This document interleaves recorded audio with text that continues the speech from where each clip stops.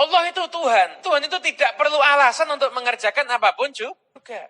Allah itu tidak perlu alasan untuk masukkan kita ke surga atau nggak masukkan kita ke dalam surga. Itu semuanya milik Allah. Semua terserah kepada Allah Subhanahu wa ta'ala. Cuma Allah Subhanahu wa ta'ala memberikan pengertian kepada kita nama Allah yang digunakan dalam setiap kali kita bertindak, setiap kali kita berucap, setiap kali kita berbuat adalah yang Maha Pengasih juga Maha Penyayang.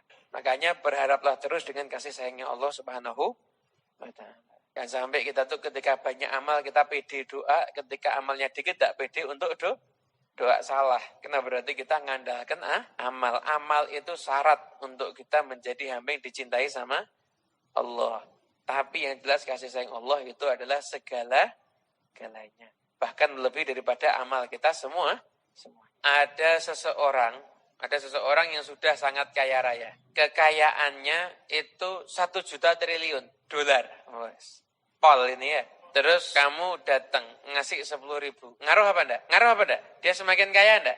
Kalau yang ngasih 10.000 enggak, ngasih semakin miskin apa enggak? Enggak kan? Enggak. Itulah Allah terhadap amal kita. Amal kita tuh enggak nambahi kekuasaan Allah. Kita enggak beramal juga enggak mengurangi kekuasaan. Tapi kitalah yang butuh beramal. Kenapa? Agar kita itu jadi hamba yang mengikuti aturan Allah. Jadi jangan kita pernah menganggap Allah semakin hebat kalau kita beramal. Sorry, amal kita seberapa?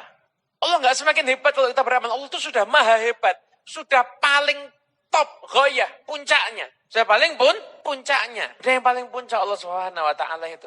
Nah, makanya pokoknya kita semua ini, pokoknya kita beramal sambil kita selalu mengharapkan kasih sayangnya Allah Subhanahu wa ta'ala. Yang paling penting itu hati mengharapkan kasih sayangnya Allah ini loh. Kadang-kadang kan kita beramal karena syarat aja. Pokoknya sholat, orang sholat mlebu neraka. Kan kita mikirnya gitu, itu kelirunya kita.